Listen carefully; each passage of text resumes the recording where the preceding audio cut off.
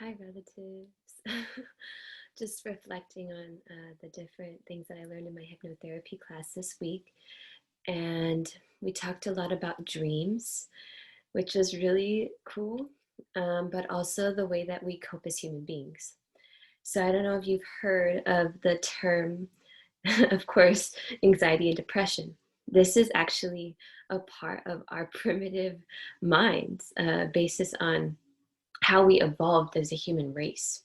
So when we stopped being cavemen, or whatever you want to call it, it brought about the fight, flight, fright, or freeze type of mechanisms in the brain. And these are expressed, usually the way they are expressed is through anxiety or depression. Repression, depression, the same thing. And that is actually the depression and repression reaction or response in the primitive mind is actually considered the flight mechanism. So when we're coping with something, we might want to sleep it out because sleep actually entails venting. And this is one of the stages that we have when we go to sleep.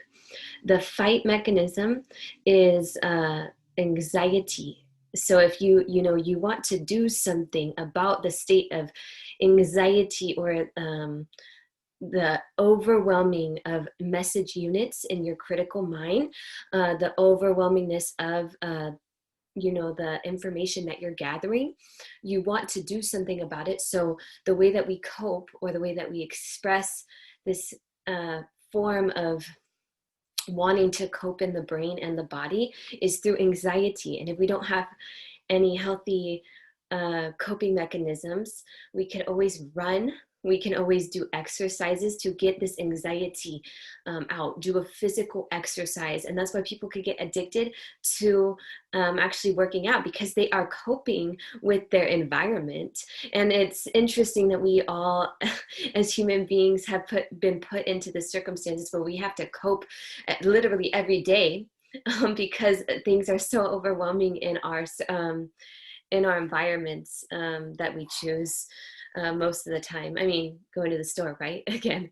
So everyone has anxiety and depression, and it's our choice on whether we allow the subconscious response of the brain to almost, I've used it before, possess us. And it's almost inevitable in some circumstances, because we're always doing it, whether we realize it or not, because we're not, doing what the cavemen used to do or what our tribes used to do. Like, we're not out in nature all the time, which we're supposed to be.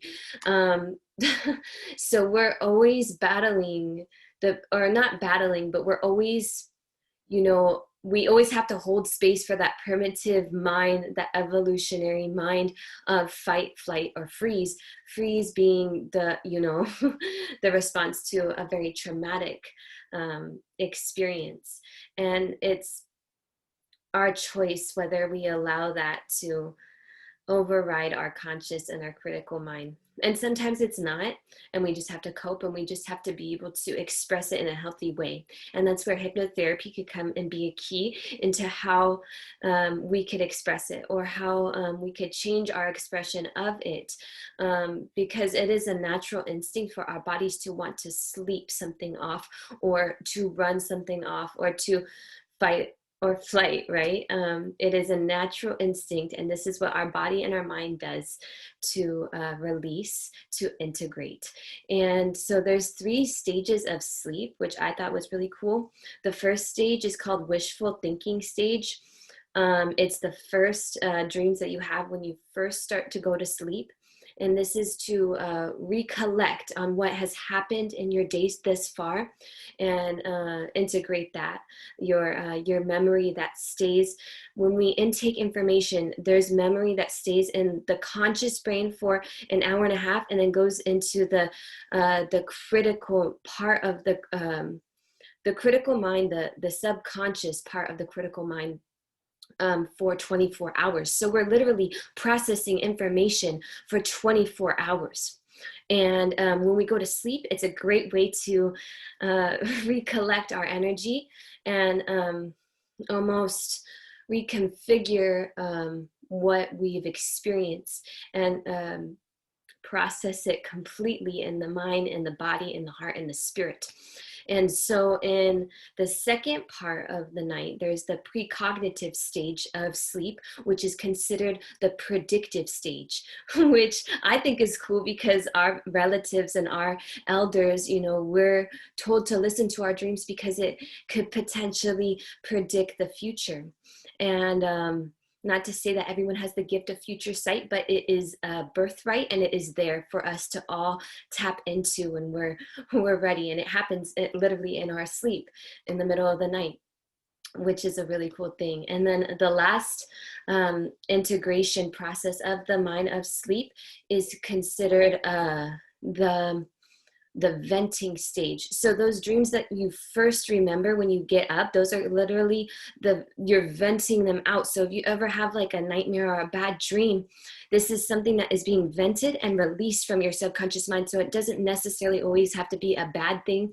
It could be a releasing process. So just to be gentle and calm and collected with yourself and harmonious with your own process of of release of trauma, of release of everyday activities, of integration of major life events. And it's happening right now more than ever because of what is the state of the world, right? So just a little bit of awareness for all my friends and family. And soon, maybe I think in like 6 weeks, I'm going to be ready, but I'll be taking clients. And I'm really looking forward to helping the community. So thank you for listening. I really love hypnotherapy. Thanks for walking with me on this journey of expression and explanation of what I learned, because me explaining it on video is me explaining it to a future client. So I'm really grateful, and thank you. Blessings.